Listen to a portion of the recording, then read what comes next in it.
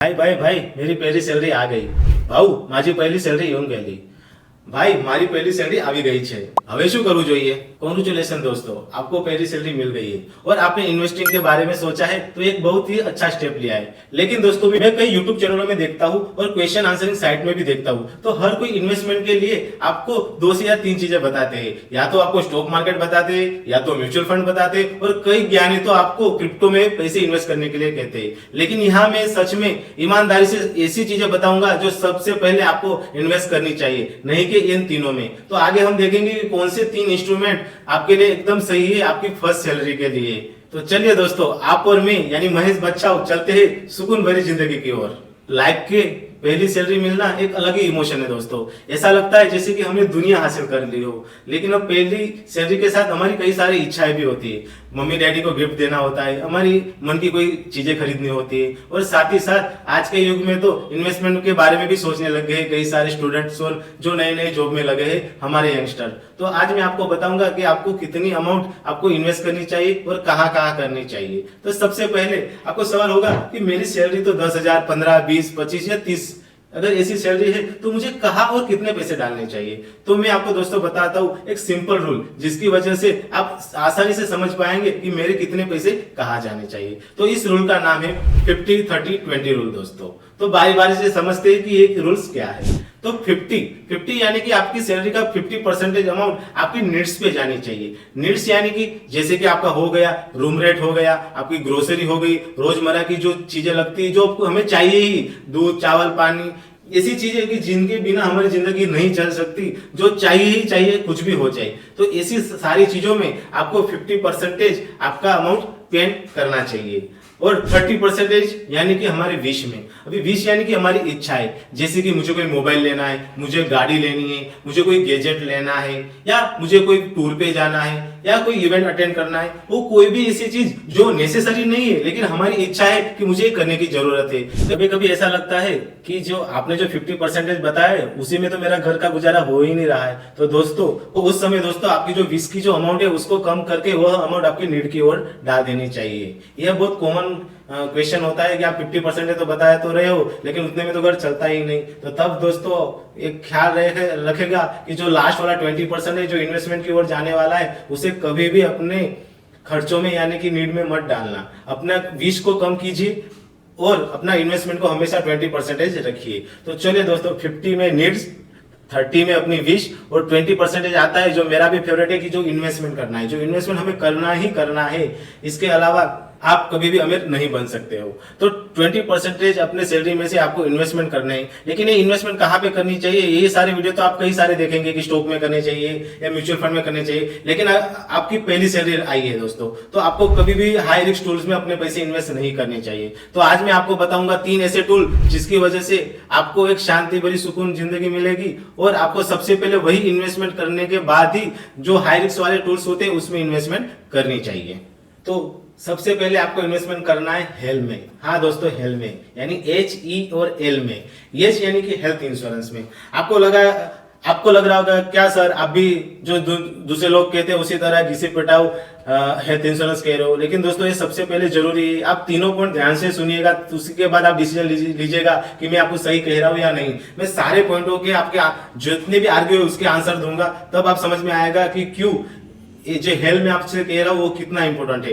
तो आपको सबसे पहले इन्वेस्ट करना है हेल्थ इंश्योरेंस में। क्यों दोस्तों? क्योंकि हेल्थ इंश्योरेंस एक ऐसा इंस्ट्रूमेंट है जो आप फ्यूचर में जो भी इन्वेस्टमेंट करने वाले हो हाई रिस्क टूल में, उससे आपको बचाता है। मान लीजिए कि आपने स्टॉक मार्केट या म्यूचुअल फंड में पैसे डाल दिए और खुदा ना खास्ता अगर 5 साल बाद वह अमाउंट बहुत बढ़ के 5 लाख या 10 लाख हो चुकी हो और आपके घर में हेल्थ कंडीशन किसी की भी खराब हो गई हो, तो सारा इन्वेस्टमेंट दोस्तों एक ही रात में गायब हो जाएगा। इसलिए सबसे पहले आपको हेल्थ इंश्योरेंस में इन्वेस्ट करनी चाहिए। और हेल्थ इंश्योरेंस किसका लेना चाहिए? तो दोस्तों जितने भी आपके फैमिली में मेंबर है सभी का हेल्थ इंश्योरेंस होना चाहिए दोस्तों, इंक्लूडिंग आपके मदर, फादर या आप। हेल्थ इंश्योरेंस में एक बात याद रखेगा दोस्तों, अगर आपकी कुछ ही सालों में अगर आपकी शादी होने वाली है तो अपने पेरेंट्स का और अपना हेल्थ इंश्योरेंस अलग अलग रखेगा। क्योंकि सबसे बड़े जो भी पर्सन होते हैं उनकी एज पर हेल्थ इंश्योरेंस का प्रीमियम डिसाइड होता है। तो इन फ्यूचर अगर आपका मदर, फादर और आपकी वाइफ और आपका अगर एक ही फैमिली कवर में होगा तो उसकी अमाउंट काफी बढ़ जाएगी। इसलिए बेहतर है कि आप दोनों हेल्थ कवर अलग अलग लीजिए। हेल्थ इंश्योरेंस लेते समय एक बात आपको याद रखेगा कि हेल्थ इंश्योरेंस आपको ऑनलाइन भी मिल जाएगी और ऑफलाइन भी मिल जाएगी। लेकिन दोस्तों मैं दूसरे YouTube वीडियो में जो कहा जाता है कि आपको ऑनलाइन लेना चाहिए क्योंकि वो आपको सस्ता पड़ता है, लेकिन मैं अपने एक्सपीरियंस से आपसे कहता हूं कि आपको हेल्थ इंश्योरेंस अपने जाने माने एजेंट से या अपने कोई रिलेटिव अगर उस फील्ड में है तो उन्हीं से ले।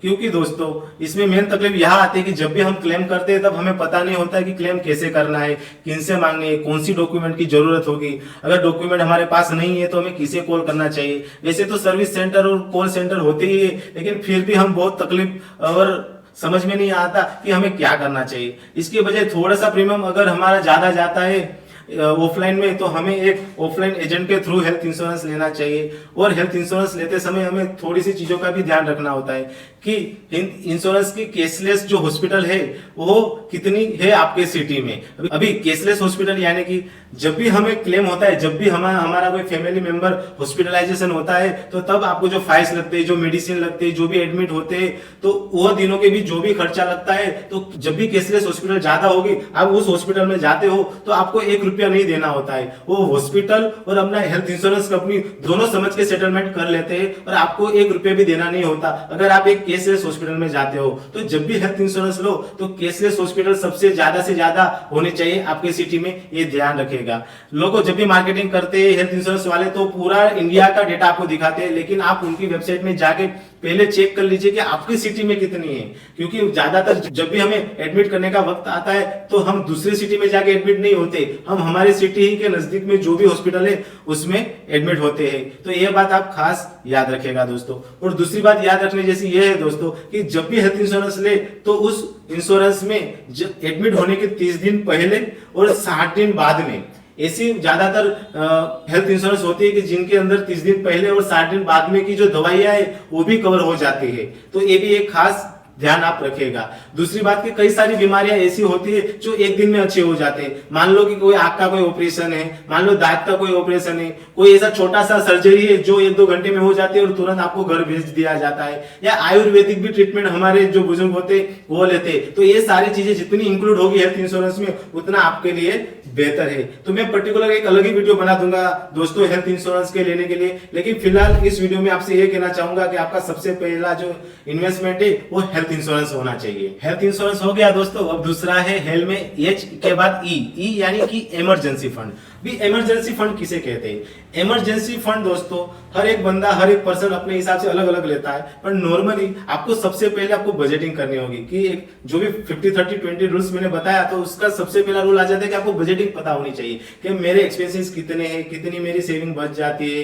ठीक है, तो उसके हिसाब से आपको जब आपको पूरे महीने का खर्च आपको पता हो तो 6 महीने का जो भी अमाउंट होता है वो होता है आपका इमरजेंसी फंड। फॉर एग्जाम्पल मान लीजिए कि आपकी 20,000 सैलरी है, ठीक है, और आपका 15,000 आपका खर्च है। मैं एक एग्जांपल ले रहा हूं, तो 15,000 आपका अगर महीने का एक्सपेंस है तो 15,000 मल्टीप्लाई 6 यानी कि 90,000 नियर अबाउट 1 लाख रुपए आपको इमरजेंसी फंड में होना चाहिए। तो ये इमरजेंसी फंड क्यों होनी चाहिए वो भी अब समझ लेते हैं। मान लीजिए दोस्तों जैसे कि कोरोना काल आया था तब अचानक कई सारे लोगों की जॉब चली गई थी, कई सारे लोगों की सैलरी जो कट हो गई थी। तो ऐसे सिचुएशन कभी भी आ सकती है, वो कुछ नक्की नहीं होता। तो तब ये इमरजेंसी फंड आपको सहायता करते हैं कि जैसा भी आपका घर का खर्च है उसी तरह चलता रहे। तो कभी कभी हमारी जॉब चली जाती है, तो ऐसे वक्त अगर आपकी जॉब चली जाए तो नई जॉब ढूंढने के लिए आपके पास 6 महीने का समय होता है कि जिससे आप नए 6 महीने में नई जॉब पाले या तो कोई नई स्किल सीख के नई जॉब पाले। कई कबार क्या होता है कि हमारे पास इमरजेंसी फंड होते नहीं है और हमारे जो एक्सपेंसेस होते हैं हर महीने वो तो होने ही वाले हैं। तो मैंने कई सारे लोगों को ऐसे देखा है कि वो अपनी जॉब चली जाने के बाद फिर जो भी जॉब मिलते हैं शायद उनमें वो खुश होना हो, उनके कम सैलरी में भी करना पड़े तो भी वो किसी भी तरह की जॉब में चले जाते हैं क्योंकि हर महीने के खर्च तो उनको होने ही वाले हैं। तो तब ऐसे वक्त आपको सबसे पहले काम आता है अपना इमरजेंसी फंड दोस्तों, क्योंकि इमरजेंसी फंड आपको प्रोटेक्ट करता है शॉर्ट टाइम में आने वाले लॉसेस के लिए भी। कभी कभार अपने हेल्थ इंश्योरेंस लिया होता है लेकिन आपके घर के नजदीक में जो भी हॉस्पिटल में आप एडमिट हुए होते हैं इमरजेंसी में तो उसके अंदर कैशलेस सुविधा नहीं होती, तो उस टाइम भी आपको इमरजेंसी फंड काम में आती है। इमरजेंसी फंड का मतलब यही है कि इमरजेंसी में अगर कोई पैसा आपके पास चाहिए तो आपको किसी के पास मांगना ना पड़े, आप जब भी चाहो अपने अकाउंट में से निकाल सकते हो। मैं एक रिक्वेस्ट करता हूँ आपसे कि आपका जो भी इमरजेंसी फंड है वो आपके सेविंग अकाउंट में एक एफडी करवा दीजिए, वो कभी भी तोड़ के आप ले सकते हो और आपको सेविंग अकाउंट के बदले 2-3% ज्यादा उसमें रिटर्न मिल जाएगा दोस्तों। तो इमरजेंसी फंड को जरा सा भी अंडर एस्टिमेट नहीं कीजिएगा दोस्तों, ये बहुत काम की चीज होती है। और तीसरा बेनिफिट ये है दोस्तों, अगर मान लेते हो कि आपने इन्वेस्टमेंट कहीं दूसरी जगह पे कर लिया है, जैसे कि स्टॉक और म्यूचुअल फंड में, और इन फ्यूचर आपकी ऐसा कोई भी आपका हॉस्पिटलाइजेशन होना पड़े या आपकी जॉब चली जाए, तो तब आपको जो स्टॉक में पैसे इन्वेस्ट किए वो आपको निकालने पड़ेंगे। तो इस तरह आपका इन्वेस्टमेंट भी हैम्पर हो सकता है, और उस वक्त मार्केट के हालात क्या होंगे वो हमें नहीं पता। अगर मार्केट के हालात अगर डाउन है तो आपको हो सकता है कि आपने जो भी इन्वेस्ट किए उसके कम पैसे यानी कि कम रिटर्न भी आपको मिले, तो उस वक्त भी आपको इमरजेंसी फंड आपको मदद कर सकते हैं। एक बार अगर इमरजेंसी फंड यूज में हो जाए तो उसके बाद उसको वापस से फिल कर देना होगा आपके सेविंग में से, यानी कि जो 20% अमाउंट है वो उसमें डाल के आपको इमरजेंसी फंड फिर से कंप्लीट कर देना है दोस्तों। अब तीसरा और लास्ट है दोस्तों यल यानी कि लाइफ इंश्योरेंस। देखो लाइफ इंश्योरेंस भी उतना ही इंपॉर्टेंट है जितने की पहली दो चीजें हैं दोस्तों। पहले मैं कह देता हूँ कि लाइफ इंश्योरेंस एक्चुअली में क्या होता है। प्योर लाइफ इंश्योरेंस यानी कि वो आपके लाइफ को कवर करते हैं, भगवान ना करे लेकिन भविष्य में अगर हमें ही कुछ हो जाता है तो हमारे रहने के बाद हमारे फैमिली को इतना बड़ा कॉर्पस मिले कि उनको उस अमाउंट से पूरी अपनी जिंदगी निकाल सके। दरअसल हम दोस्तों काम करते हैं किस लिए करते हैं, हमारे फैमिली के लिए करते हैं, लेकिन मैंने कई सारे ऐसे लोग देखे हैं, सच बताऊं तो मेरा खुद का भाई है जो भी 2-3 महीने पहले ही चल बसा, जो कि गवर्नमेंट जॉब में था, लेकिन उसने कोई भी इंश्योरेंस नहीं लिया था। उसके छोटे छोटे 2 बच्चे थे, तो उनका भविष्य क्या होगा वो मुझे भी नहीं पता और उनको भी नहीं पता है कि क्या होगा। मैंने पूछा था कि भाई उन्होंने कोई इंश्योरेंस लिया है, लेकिन उसने कोई भी इंश्योरेंस नहीं लिया था। तो ऐसे हालत में दोस्त हमें डेफिनेटली एक लाइफ इंश्योरेंस लेना चाहिए, क्योंकि लाइफ इंश्योरेंस का अमाउंट बहुत ही कम होता है और उसके बदले में हम बहुत बड़ी रकम, हमें अगर कुछ हो जाता है तो हमारे फैमिली वालों को मिल जाता है। तो अभी ये लाइफ इंश्योरेंस कितना होना चाहिए वो हम देखते हैं। तो दोस्तों आपकी जो मंथली सैलरी है उसको मल्टीप्लाई 12 और मल्टीप्लाई 20 कर देना है, यानी कि आपकी जो सालाना इनकम है उसका 20 गुना आपको लाइफ इंश्योरेंस लेना है। फॉर एग्जांपल मान लीजिए कि आपकी सैलरी 40,000 से यानी 40,000 है, तो तकरीबन आपकी सैलरी साल की 5 लाख हो गई, तो 5 लाख मल्टीप्लाई 20 यानी 1 करोड़ का लाइफ इंश्योरेंस आपको लेना चाहिए। और लाइफ इंश्योरेंस की एक खास बात यह है दोस्तों, जितनी कम एज में आप लेते हो उसका प्रीमियम उतना ही कम होता है। और दूसरी चीज, जो भी प्रीमियम आपका तब होगा वही premium through out the year होगा।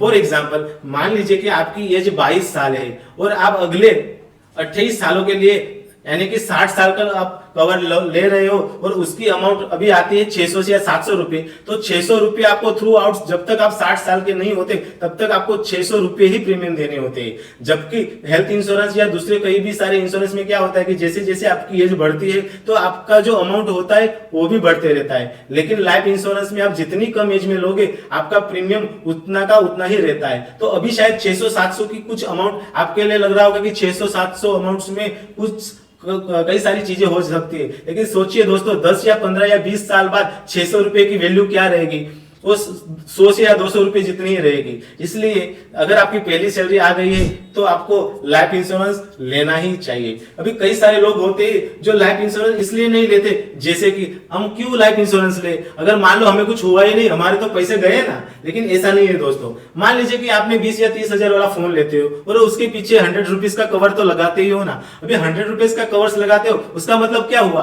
कि फोन गिर जाना चाहिए या टूट जाना चाहिए? नहीं। तो उसी तरह का भी अगर ये कवर है दोस्तों, हम 20,000 के फोन के लिए भी कवर लेते हैं, लेकिन हमारा जो अमूल्य जीवन है उसके लिए हम कवर नहीं लेते, क्योंकि जिस तरह फोन गिर जाने के बाद वो टूट ना जाए इसलिए कवर होता है, उसी तरह लाइफ इंश्योरेंस भी अगर खुदा ना खास्ता हमें कुछ हो जाए तो उसकी जो परेशानी हमारी फैमिली को ना सहनी पड़े, इसी के लिए लाइफ इंश्योरेंस होता है दोस्तों। तो कई सारे लोग बोलते हैं कि उसमें तो रिटर्न नहीं आता, तो कई सारे लोग यूलिप प्लान होते हैं, एंडोर्समेंट प्लान होते हैं, ऐसे प्लान ले लेते हैं जिनके अंदर वो क्या होता है कि आपको ऐसा बताते हैं कि अगर 60 साल बाद अगर आपको कुछ नहीं भी हुआ तो एक्स अमाउंट आपकी फैमिली को फिर भी मिल जाएगी। बस इसी एक वजह से दोस्तों वो प्योर लाइफ इंश्योरेंस न लेके ऐसे यूलिप और एंडोर्समेंट प्लान ले लेते हैं, जिसके अंदर होता क्या है, एक बड़ा सा अमाउंट है जो इन्वेस्टमेंट की ओर नहीं जाने के बजाय आपके इंश्योरेंस में चला जाता है, और एक छोटा सा अमाउंट वो इन्वेस्टमेंट में डाल देते हैं, जिसका मैक्सिमम मैंने देखा है कि रिटर्न रिटर्न 6 से 7% होता है, जो रिटर्न आपको एफडी में भी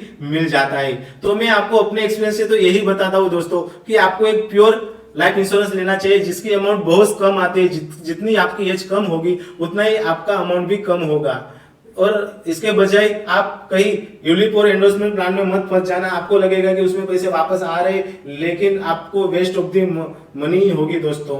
मैं आपको हाईली ये अपने एक्सपीरियंस से बता सकता हूँ। तो चलिए दोस्तों, हमने अभी जान लिया कि सबसे पहले जब भी सैलरी आए तो आपको हेल्थ में इन्वेस्ट करना है, हेल्थ इंश्योरेंस, लाइफ इंश्योरेंस और इमरजेंसी फंड। उसके बाद भी अगर आपकी सैलरी की अमाउंट बच जाती है तब मैं आपको रिकमेंडेड करता हूं कि आपको एक इंडेक्स फंड में इन्वेस्टमेंट करना चाहिए। क्योंकि देखिए दोस्तों, आप अभी नए हो, आपको स्टार्टिंग में शेयर मार्केट में नहीं जाना चाहिए। उसके जो चढ़ाव उतार होते हैं वो आप इमोशनली नहीं हैंडल कर सकते और इसी के चक्कर में आप बहुत गलत डिसीजन ले जाते हो, शायद आपका पूरा पैसा भी डूब जाए। तो इंडेक्स फंड यानी कि हमारा इंडिया की सबसे बड़ी 50 कंपनियां या 30 कंपनियां, 50 कंपनियां को कहते हैं निफ्टी और 30 कंपनी को बोलते हैं सेंसेक्स। ये दो इंडेक्स फंड होते हैं। इसमें सबसे बड़ी भारत की 50 कंपनियां आ जाती है। तो जैसे जैसे भारत आगे बढ़ता है वैसे वैसे भी आपके पैसे का ग्रोथ होता है। तो अगर इसके HCL में इन्वेस्ट करने के बाद भी पैसे बच रहे तो आपको एक इंडेक्स फंड में पैसे इन्वेस्ट करने चाहिए, जिससे कि आपको धीरे धीरे मार्केट की भी नॉलेज होने लगे और किस तरह मार्केट बढ़ता है और उतरता है तो अपने पैसे किस तरह बढ़ते और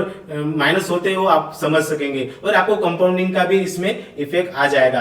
पावर ऑफ द कंपाउंडिंग के बारे में ज्यादा जानना चाहते हो तो मैं आई बटन में वीडियो दे देता हूं, उससे भी आप इस वीडियो को देखने के बाद देख लीजिएगा और डिस्क्रिप्शन में भी मैंने दे दिया है दोस्तों। तो इंडेक्स फंड में इसलिए मैं सजेस्ट कर रहा हूं कि इन्वेस्टर की दुनिया के सबसे महान इन्वेस्टर वॉरेन बफेट भी यही कहते हैं, अगर मुझे फिर से इन्वेस्टमेंट करने का मौका मिले तो मैं इंडेक्स फंड से ही स्टार्ट करूंगा। अगर आप एक म्यूचुअल फंड में की ओर जाना चाहते हो तो म्यूचुअल फंड में भी दोस्तों बहुत सारे के फंड्स होते हैं। उनमें आप अपने फाइनेंशियल एडवाइजर से एडवाइस लेने के बाद ही म्यूचुअल फंड में आप इन्वेस्ट कीजिएगा, जिसमें 2 प्लान आते हैं, रेगुलर और डायरेक्ट प्लान आते हैं। तो आपको डायरेक्ट प्लान की ओर जाना चाहिए जिसके अंदर 1% आपके पैसे बच जाए, जो फ्यूचर में लाखों रुपए आपसे बचा देंगे। फिर आपको म्यूचुअल फंड में एसआईपी करनी चाहिए। तो एसआईपी पे भी मैंने एक वीडियो बना दिया है कि एसआईपी क्या होती है, कैसे की जाती है, कितनी की जानी चाहिए, सारी चीजें मैंने एसआईपी का संपूर्ण ज्ञान मैंने एक अलग से वीडियो बनाई है जो आई बटन में आपको मिल जाएगी दोस्तों। इसके बाद दोस्तों, क्रिप्टो में कई सारे लोग पैसे इन्वेस्ट करने का चाहते हैं क्योंकि उसमें एक ही दिन में बहुत सारे पैसे बढ़ जाते हैं, लेकिन हाँ दोस्तों उतनी आसानी से गिर भी जाते हैं।